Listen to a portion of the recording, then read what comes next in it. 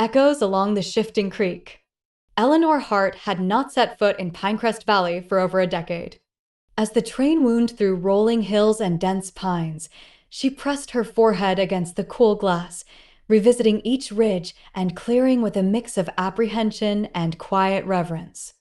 The valley, once a cradle of her most fervent beliefs, now appeared worn by time and seasons. Scarred by wildfires, regenerated by spring floods, and subdued beneath autumn's golden haze.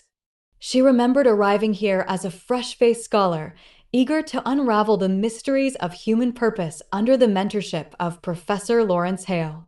His cabin perched near the creek, walls lined with weathered tomes and journals, its windows always open to the forest's hush. Each morning, he'd emerge with a steaming cup of tea, recite a line of poetry aloud, and invite Eleanor to trace its meaning in light filtering through the branches. In those days, she believed that wisdom flowed downward, like the creek outside the cabin, gently guiding her toward certainty. But in her absence, the creek had found its own path. Sometimes disappearing beneath thick reeds, sometimes rushing so fiercely it threatened the banks. Eleanor realized that her certainty was as transient as the water's course. As the train slowed into the valley station, she caught a glimpse of Hale's cabin. Its roof sagged, a single lantern flickering against the dusk. Her breath caught. The place she had idolized as eternal had aged, yet still held promise. Gathering her bag, she stepped onto the platform, boots crunching on gravel, and felt that same tremor of anticipation she'd known all those years ago. She would see him again tonight. And what would remain of the truths he once imparted? Eleanor found the cabin door ajar, its hinges creaking softly as she stepped inside. Inside, the old wooden floorboards bore the prints of countless footsteps, hers among them, though before today they existed only in memory.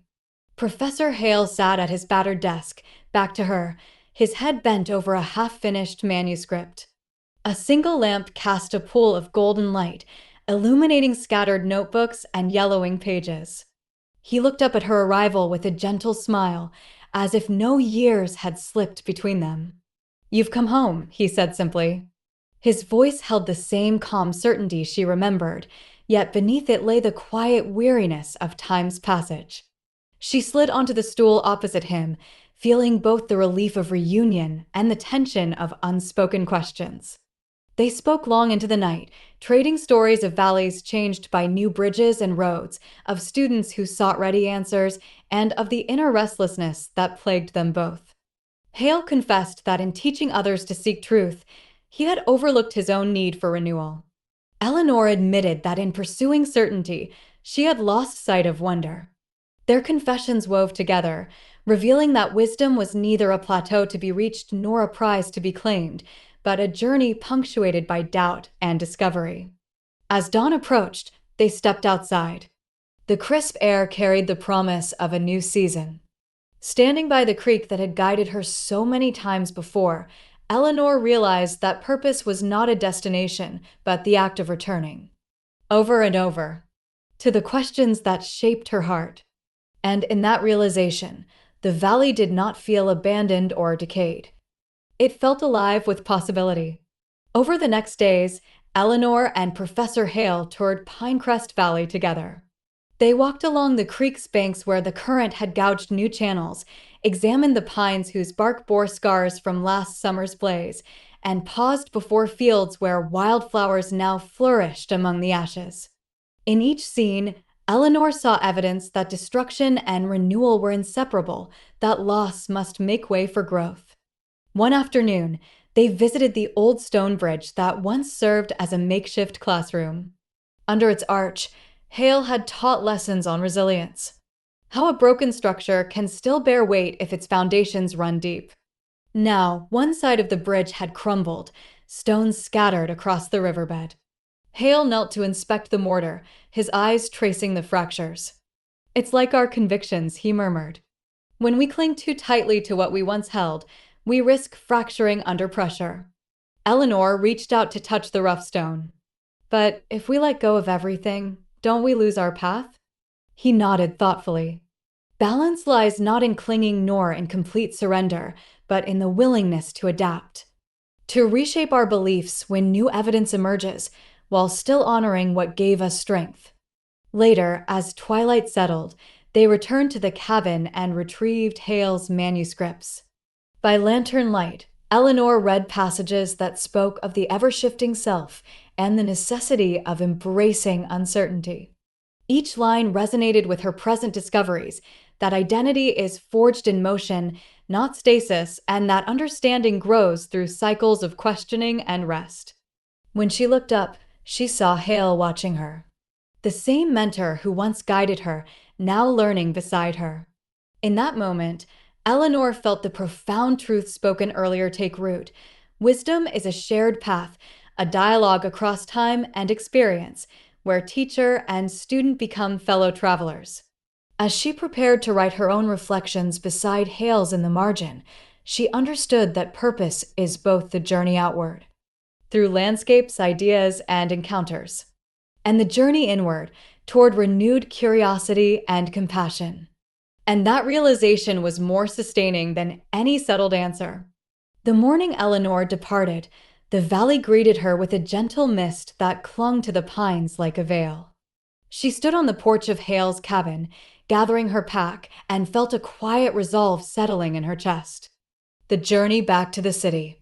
Back to deadlines, lectures, and the ceaseless rush of modern life would test the principles she had rediscovered here. Yet she no longer feared the challenge.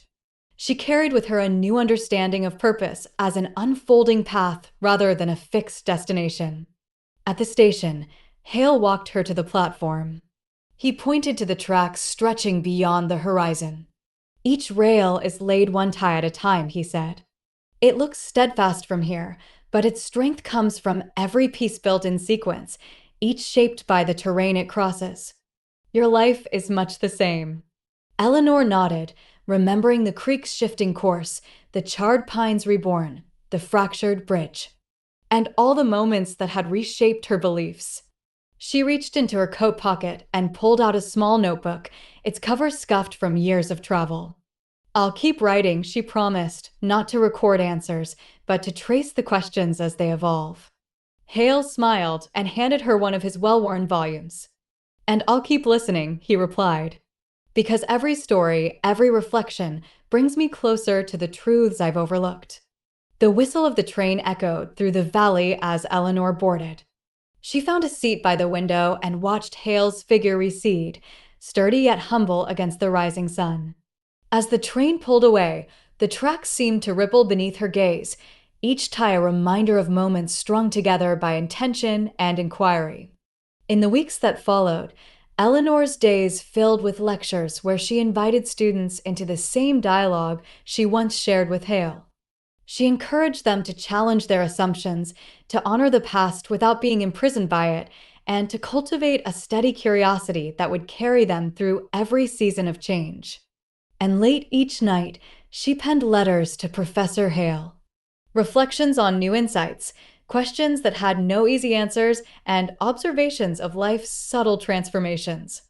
In return, his replies brimmed with fresh perspectives, evidence that wisdom flourished in the space between teaching and learning. As the letters crossed miles and the seasons turned, Eleanor understood that forgetting was neither the erasure of memory nor the denial of loss, but the act of releasing fixed convictions to make room for ongoing discovery. In that perpetual exchange of questions and answers, she had found a purpose both profound and generative, one that would guide her always, without ever becoming complete.